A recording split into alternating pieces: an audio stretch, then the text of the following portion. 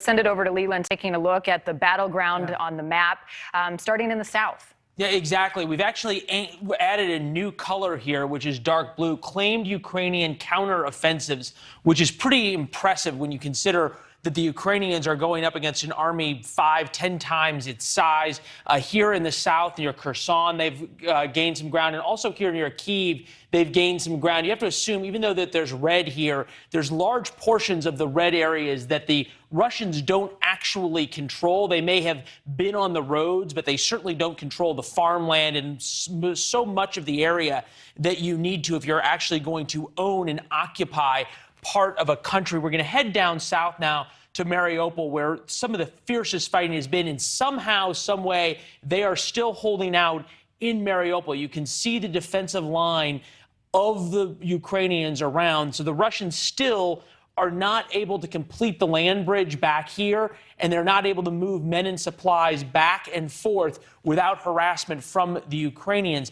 The Russian tactics are telling us a lot about how they view eastern and southern Ukraine. This is an industrial compound that was bombed indiscriminately by the Russians. Not only is it releasing all sorts of toxic fumes into Mariupol, but it also made these are big factories that made goods for trade. So if Russia actually wants to run Ukraine as a country, they would need all of these factories. The fact that they're destroying them tells you an awful lot about how they view this war. As the bombs continue to fall on Mariupol, fighting in the streets, literally street by street, is ramping up. You can see these tanks firing out on the streets as this fight goes on in the city. What's interesting is it's hard from that vantage point to tell you exactly whether these are Ukrainian tanks or whether they are Russian tanks, but it shows you just the ferocity of this battle. And at least in the inner part of Mariupol, it's very difficult for the Russians to gain control. They have some of their mercenaries down there,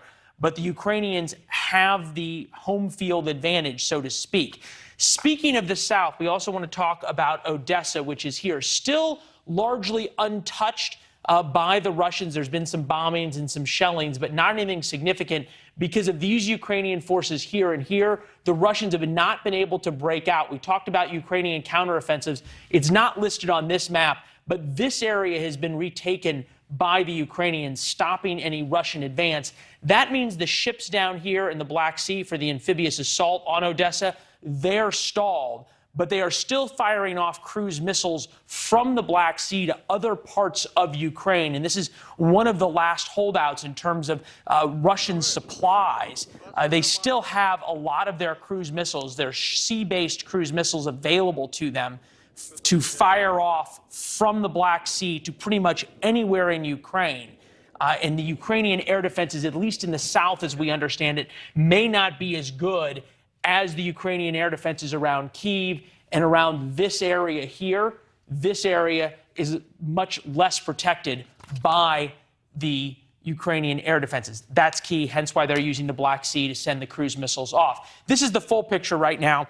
As we look at it, want to underscore just how much we see these arrows. These arrows have been about the same as they have been for a week or two. That's because the Russians are largely stalled. So this is about as far as the Russians have gotten. These haven't moved for about a week or so. So important to keep in mind, the red space is still contested by the Ukrainians, especially in these areas where they can launch these guerrilla wars on the Russian forces and take out so much of the Russian armor and the Russian supply lines. The Russians can't move forward if they can't protect their rear here. Now to Kharkiv as we continue moving. Again, an area that the Ukrainians have retaken and cut off the Russian supplies, and the Russians' advance is going there. And again, shows you how the Russians are prosecuting the war. This is video of the homes that were bombed by Russia in Kharkiv. There's no reason to bomb these homes. There's no military reason other than to simply bomb Ukraine into submission. That's what's continuing to happen. We'll zoom in now on Kyiv itself. And again, another place that not only has the Ukrainian line held, but they've been able to push the Russians back there. Also over here, this is a town just outside of Kyiv here, basically over here on what would be a little bit larger map, almost in line with where the airport is here. Markiv, where the Russians were beaten out of town by a Ukrainian counteroffensive, shows you sort of how the momentum is shifted, and momentum in war is an enormous part of this. Video now released by the Ukrainians of their forces taking that city and then going through it. The Russians have destroyed the city. There's not much to have there, but it is a hugely demoralizing hit for the Russians and for their soldiers who are bogged down there. We're going to get to some radio intercepts in just a little while in terms of exactly what the Russians are telling their commanders about what's happening on the ground. It is absolutely stunning. Before that, we bring in former Major Mike Lyons, retired U.S. Army combat veteran of Operation Desert Storm. Good to see you as always. Momentum in war is so key. Moral authority in war is so key. Morale of the troops are so key. Do the Russians have anything other than brute force in their favor tonight? They have none of it. They don't have anything but numbers. They have running out of ammunition. But what they're doing right now, they're on a complete stalemate from a strategic perspective. And on a tactical perspective, they've gone into these improvised defensive positions. And the Ukrainian guerrilla forces are literally picking them off. It's due to the amount of flooding of weapons that we've done for the past 3 weeks there. What the West has done has been phenomenal, and will continue to do that.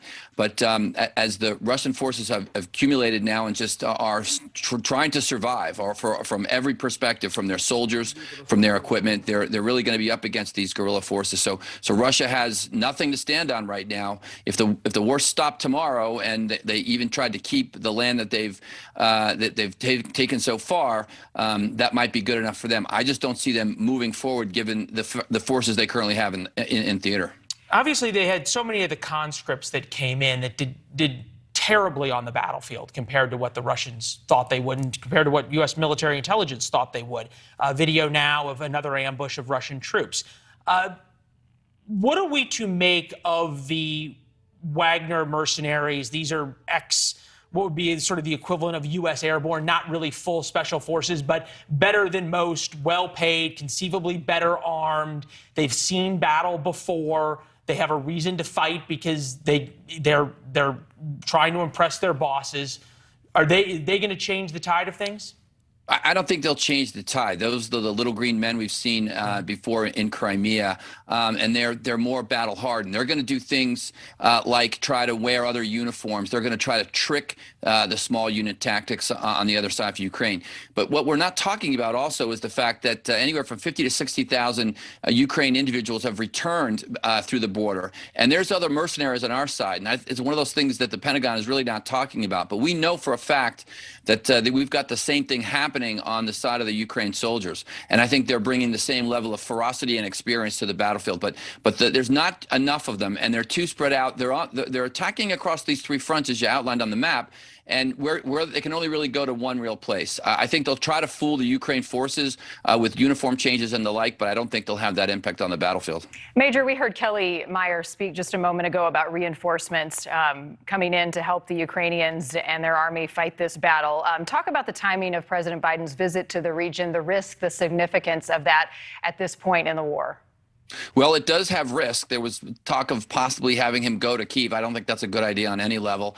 But I think it's good. It'll go mobilize and get these other NATO countries in the game, get them to agree to increase their GDP, but their defense spending, I mean, from their GDP. But the bottom line is, if we can continue to pour this equipment into Poland, into Romania, and get it across the border, then the Ukraine military will keep fighting, and they'll win by not losing there. I think you're also going to see in the future U.S. troops forward stationed now. I think it's something that's been bandied about, but had never really been pulled the trigger on. But you're going to see more, maybe 50 to 100,000 troops more forward to the east now in Poland, Romania, and these other places, possibly even the Baltics. The Baltics have asked for U.S. troops. So we're going to return to a little bit of the Cold War days we had back in the 80s before the Soviet Union fell. Yeah, you think about it, we right now have about 100,000 U.S. troops, the most since 2005. They are in Poland. What would you watch for going over that would indicate a longer deployment, if you will? Well, I think we got to see how much equipment we bring. We have to see what exactly are the logistics, the supply chains.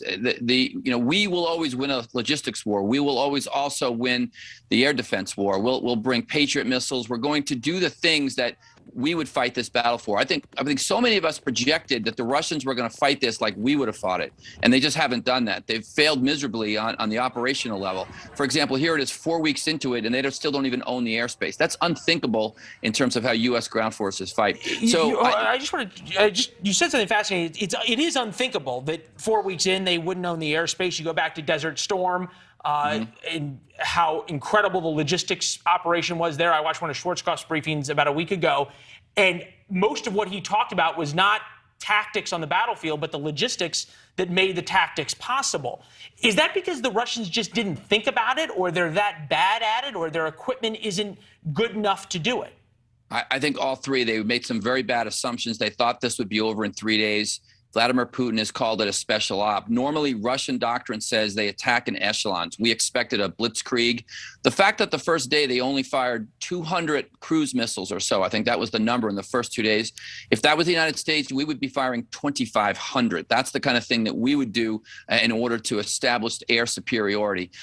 They just haven't done it. They completely overestimated their capability, underestimated the capability. And then on top of that, their equipment is not very good. Now, I saw it back in Desert Storm.